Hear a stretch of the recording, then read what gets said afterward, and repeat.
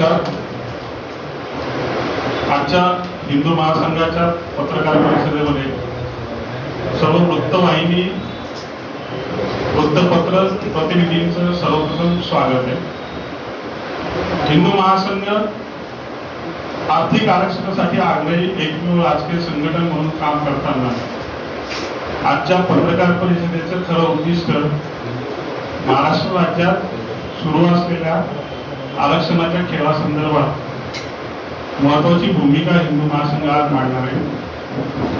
राज्य शासन खुल्या प्रवर्गाच्या बाबतीत शत्रुत्वाची भावना ठेवत आहे. तसंच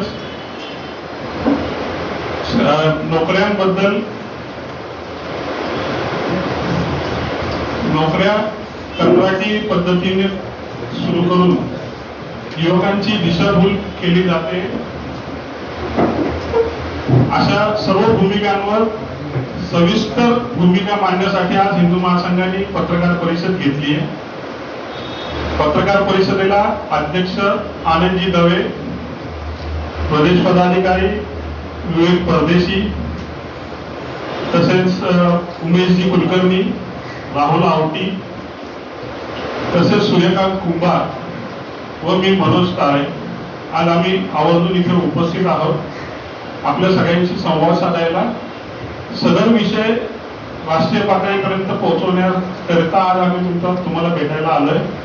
आपण सर्वांनी हा विषय सर्वांपर्यंत जनतेपर्यंत पोहोचवावा, शासनापर्यंत पोहोचवावा यासाठी आजची पत्रकार परिषद आहे.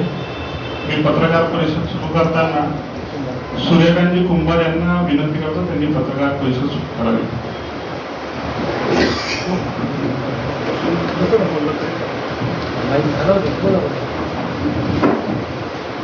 मी सूर्यकांत कुंभार इथे जमलेल्या सर्व पत्रकारांचे स्वागत करतो.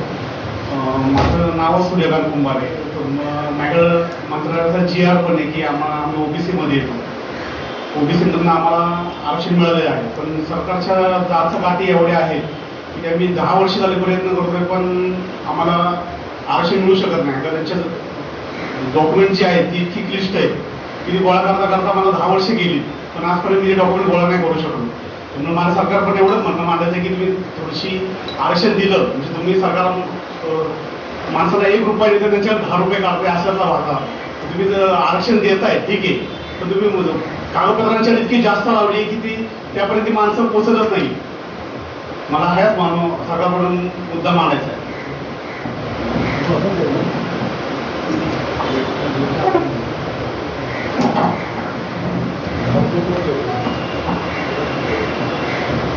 नमस्कार.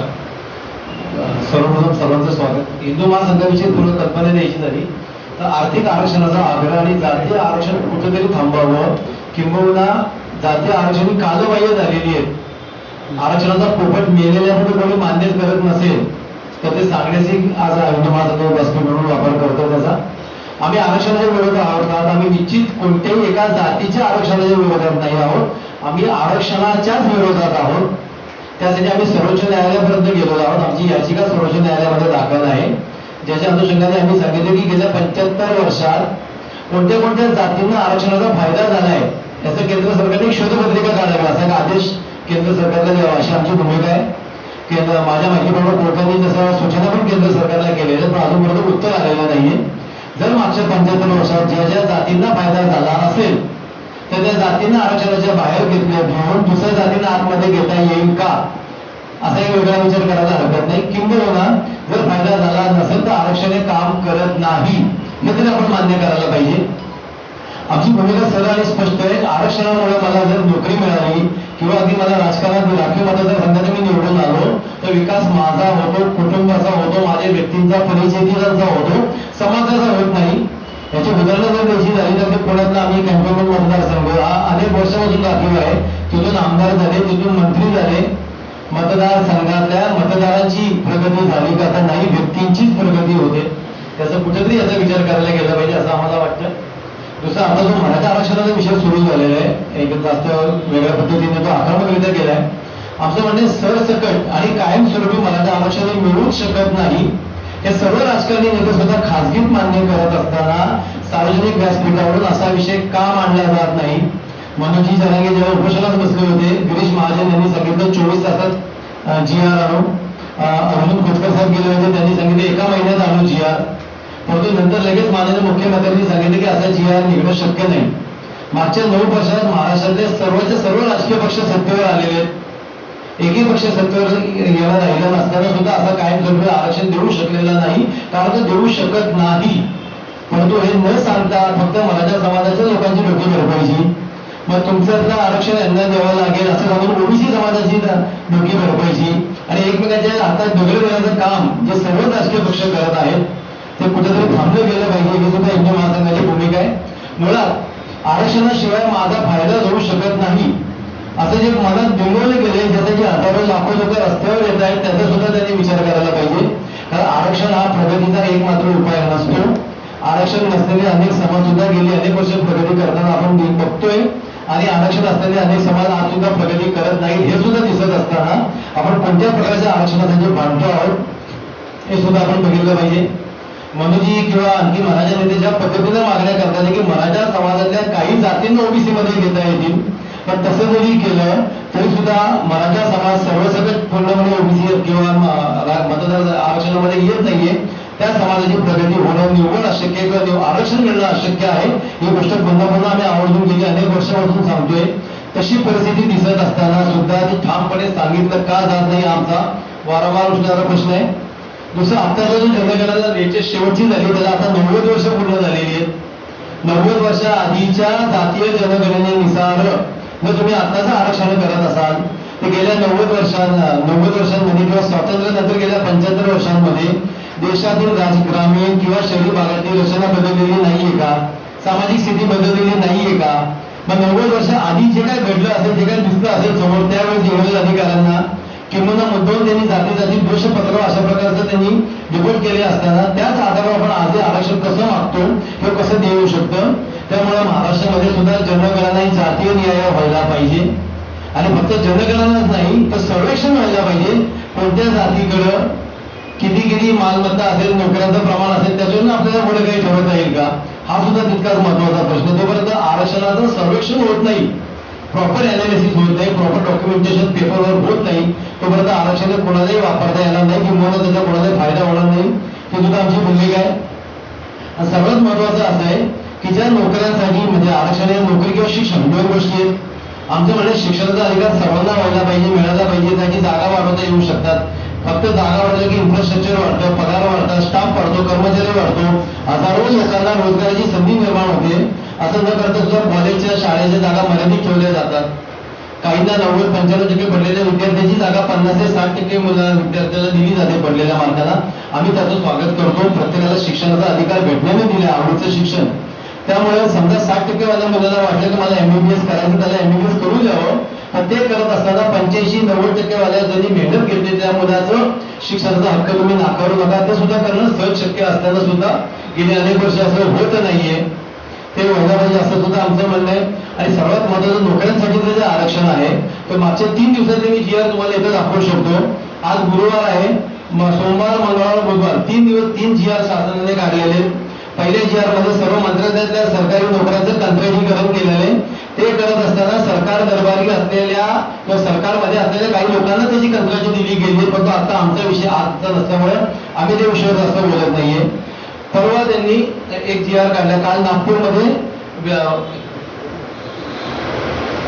मागासलेला विभाग जो आहे त्याच्या 821 जागा भरण्याचा निर्णय सुद्धा सरकारच्या प्रायव्हेट कंत्राटदाराद्वारा केलेला आहे.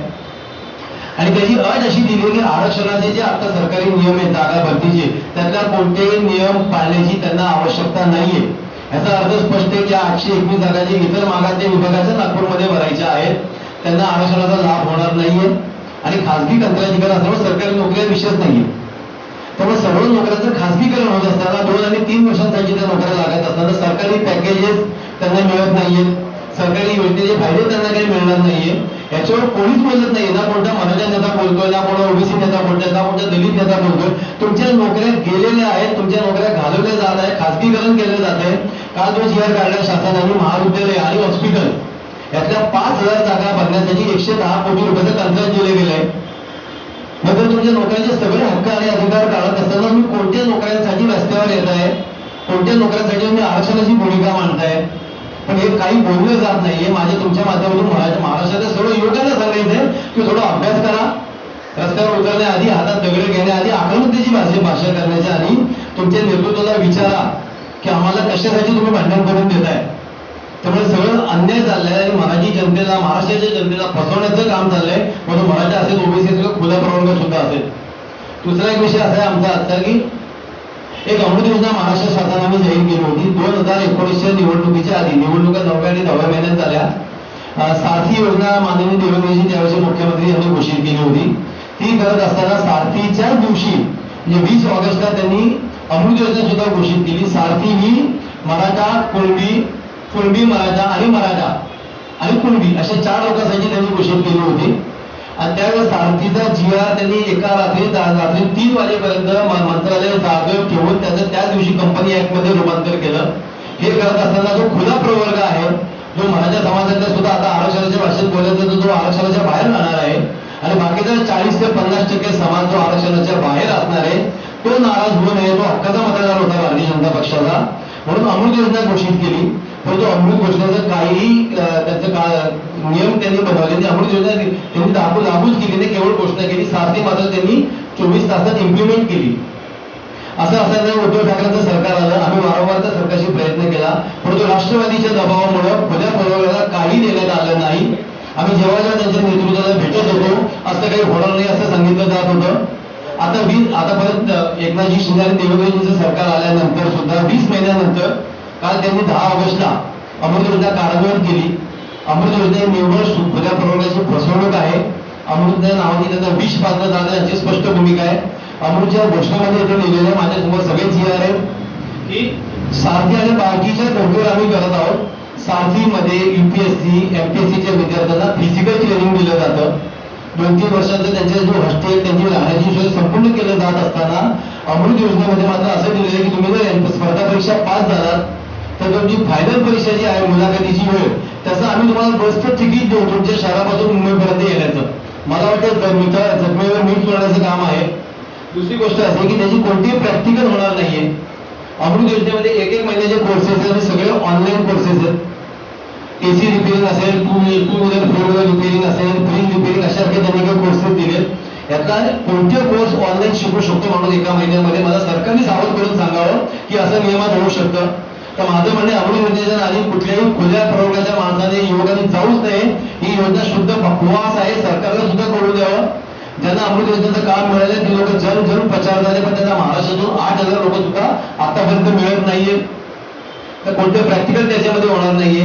ऍप्टिट्यूड टेस्ट व्हायला पाहिजे की तुला कोणत्या निर्णय घेऊ शकतो किंवा तू काय शिकू शकतो. तसं काही नाही. तुमची इच्छेचं शिक्षण तुम्हाला पाहिजे त्या ठिकाणी 1 महिन्याचा कोर्स करा ऑनलाईन. आम्ही तुम्हाला मार्गदर्शन करू. तुमचा कोर्स संपला. याच्या सरकारचं काही नियम नाहीये, सरकारचं कोणतं बंधन नाहीये, यांना काही फंड्स उपलब्ध नाहीयेत. यांची बँकेच्या मॅनेजर, सिनियर मॅनेजर बरोबर एक ऑनलाईन मीटिंग होणार आहे. त्याच्यामध्ये बँकेचे मॅनेजर त्यांना शिकवणार आहे की तुम्ही तुमचा बँक प्रोजेक्ट कसा तयार करायचा आणि आम्हाला कसा सबमिट करायचा. 8वी आणि 10वीचा पास झालेला किंवा नापास असलेला मुलगा तो AC रिपोर्टिंगचा कोर्स करेल. त्यांनी 1 महिन्यानंतर स्वतःचा बँक रिपोर्ट तयार करायचा आणि बँकेत सबमिट करायचा. त्याच्यावर बँक 1 लाख रुपये देणार आणि मग सरकारने सगळे खोटे आकडे सांगणार. ते कुठेतरी थांबलं गेलं पाहिजे, ही सुद्धा आमची भूमिका आहे. आणि सर्वात महत्वाचं असं आहे याच्यामध्ये की पासून काही सर्टिफिकेट नाहीये तुम्हाला असं सांगितलं, फंड्स काही उपलब्ध नाहीये. आणि सरकारने काही घोषणा केलेल्या आहेत मागच्या 2-3 वर्षात त्या वाढल्या की प्रत्येक जिल्ह्यामध्ये मराठा आणि दलित हॉस्टेल वेगवेगळे करू. एका कॉलेजमध्ये एका बेंचवर बसणारा मुलगा संध्याकाळी घरी जाताना, सकाळी बाहेर येताना तो मराठा हॉस्टेलमधनं येणार, तो दलित हॉस्टेलमधनं येणार. हे माझं हॉस्टेल, हे तुमचं हॉस्टेल. तुम्ही जाती अंताची लढाई करता ना, जातीवर सुरू करायची घोषणा करता. त्यामुळे सगळ्या गोष्टींचा सरविचार व्हायला पाहिजे. ओबीसी समाजाच्यासाठी फक्त जर निवडणुका पुढे ढकलल्या जात असतील 3-3 वर्ष तर ओबीसी समाजावर सुद्धा अन्य समाजावर तर आहेच आहे. ओबीसी समाजाच्या लोकांना ज्यांना नेतृत्व करण्याची संधी मिळणार आहे, जे नगरसेवक झाले असते आता 3 वर्ष, ज्यांच्या माध्यमातून काही कामं झाली होती त्यांचा विकास थांबलाय. ओबीसी समाजाच्या लोकांना सुद्धा महानगरपालिकेत काही काम असू शकते ती त्यांची थांबलेली आहेत. परंतु केवळ जातीवादाचं गाजर करून गेल्या 9 वर्षात सर्व राजकीय पक्ष ज्या प्रकारे भूमिका मांडून सर्व राजकीय पक्ष सर्व समाजांच्या हाताची दगड देण्याचं काम करत आहेत हे कुठेतरी नेत्यांनी थांबवावं अशी हिंदू महासंघाची भूमिका आहे. हिंदू महासंघ सरळ सरळ प्रत्येक मोठ्या शहरांमध्ये याच्यापुढे पत्रकार परिषद, नंतर जाहीर सभा सुद्धा घेईल. आमची पुण्यामध्ये पहिली सभा मागच्या महिन्यात झालेली आहे. याच्यानंतर पुणे, संभाजीनगर सगळं चालू होईल. परंतु सरकारनं जातीवाद थांबवण्यासाठी प्रयत्न न करता जातीवाद वाढवण्याचं काम करते. मराठा आरक्षण मिळू शकत नाही हे स्पष्टपणे सांगितलं जात नाही. तेवढी बहुमत कुठल्याही राजकीय नेत्यामध्ये नाहीये. जर असेल तर त्यांनी मराठा आरक्षण एका कालबद्धाचं मानलं की मी 1 महिन्यात देतो, मी 4 महिन्यात देतो, मी 1 वर्षात देतो, परंतु ते होत नाहीये. GR 1 महिन्यात देऊ का 1 दिवसात देऊ, ते होत नाहीये. आधी जरांगे पाटील महाराष्ट्रावर फिरत असताना माननीय मुख्यमंत्री जाहीरपणे सांगतात की सरसकट मिळणार नाही आणि मनोजी म्हणतात की मी सरसकट घेतल्याशिवाय राहणार नाही. हे कसं होऊ शकतं? एका मीटिंग मध्ये सुद्धा हे विषय मार्गी लागू शकतात, चर्चा करून की होणार आहे का नाही होणार, परंतु मीटिंग चर्चा करायच्याच नाहीये कोणाला.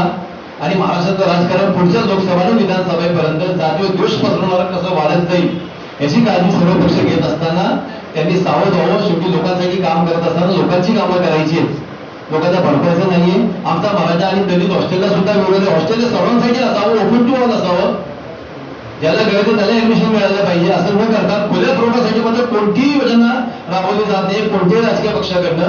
हा 40% खुला मतदार जो आहे तो हिंदू महासंघ त्यांना अप्रोच होणार आहे आणि 40% मतदार हे आम्ही आमची बांधलेली असणार हे सुद्धा निश्चित आहे. आपल्या सर्वांचं पुन्हा एकदा स्वागत करतो, धन्यवाद देतो आणि काही प्रश्न असतील ते विचारू शकता. 1 मिनिट बोला. हा नाही त्यांचं म्हणणं असं होतं ते स्वतः ओबीसी समाजातले, त्यांचं आडनाव कुंभार आहे, त्यांच्या आजोबांचा दाखला आहे ओबीसी असण्याचा, पण त्यांना ओबीसीचा दाखला मिळत नाही. ते म्हणजे त्यांच्या आधीच्या 2 पिढ्यांचा दाखला आणा आणि त्यासाठी जो सरकारी खर्च होतो आजच्या तारखेला असं की मी गरीब असण्यासाठी सिद्ध करण्याची तर 5,000 रुपये लागतात. मला नोटरी करावं लागतं, मला वकील बघावं लागतं, मला महानगरपालिकेच्या अधिकाऱ्याला भेटावं लागतं, नंतर तुम्हाला मी गरीब असण्याचा दाखला देतो. ही सिस्टीम कुठेतरी थांबली पाहिजे असं आमचं म्हणणं आहे.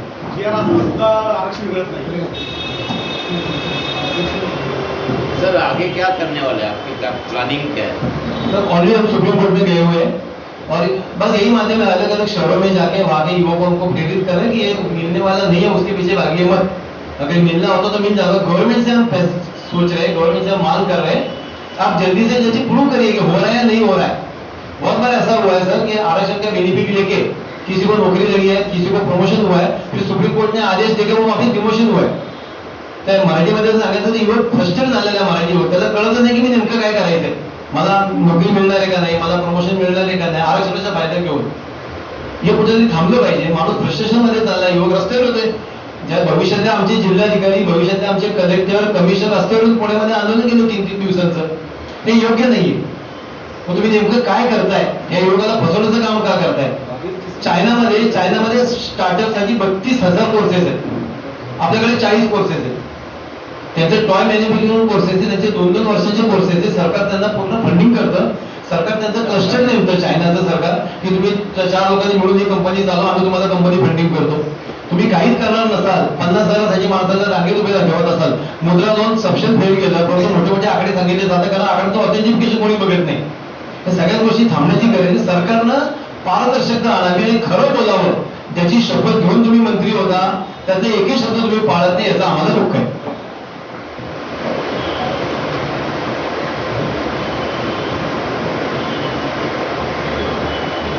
काय प्रश्न आहे? महापालिका निवडणुकीमध्ये हिंदू महासंघाची काय भूमिका?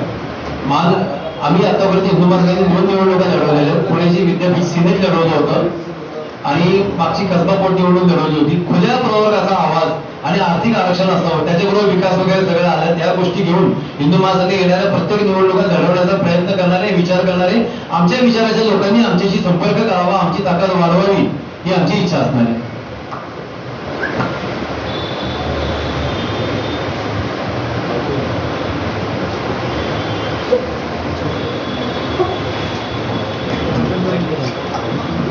नमस्कार, मी विविध परदेशी मध्ये सरचिटणीस पदावर आहे. आपण एवढ्या मोठ्या संख्येने आलात, आमचे विचार ऐकले आणि हे जे विचार आहेत ते सत्य परिस्थितीमध्ये आहे. जनतेचा आक्रोश एक दिवस फार मोठा वाढणार आहे. हे उत्तम रीतीने आपण समाजासमोर आणून द्यावे ही आमची इच्छा आणि आपले परत आभार. आपण आलात. जय हिंद, जय भारत.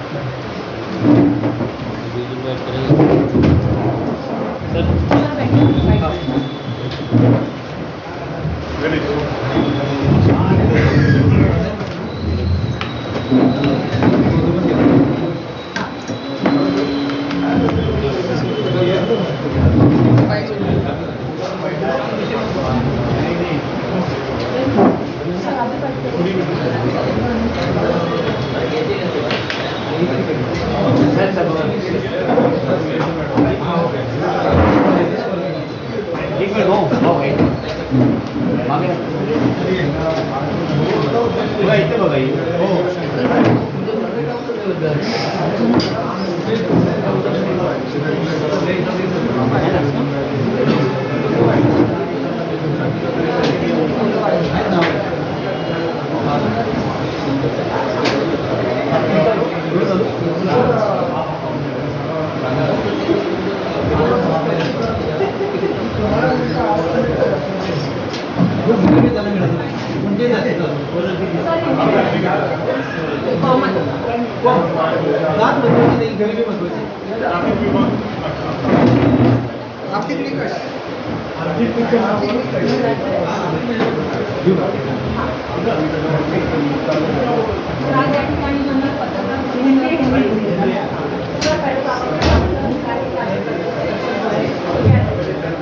हमने हिंदू महासंघ की तरफ से आज प्रेस कॉन्फ्रेंस में महाराष्ट्र में जो आर्थिक आरक्षण का रिजर्वेशन चल रहा है, मराठा समाज पूरी तरह से रस्ते पे आया हुआ है और रिजर्वेशन आरक्षण और जो पिछले अनेक सालों से रिजर्वेशन के लिए झगड़ा करते हुए भी उनको रिजर्वेशन अभी नजर में नहीं आ रहा है बोलेगा ऐसे।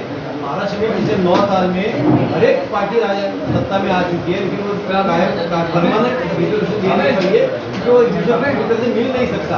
लेकिन महाराष्ट्र के कोई भी बड़ा राजनेता ये जाहिरपणे स्पष्ट ये भूमिका लेने को तैयार नहीं है, महाराष्ट्र युवकों को समझाने के लिए तैयार नहीं है कि रिजर्वेशन ये नहीं दे सकते हम खुला।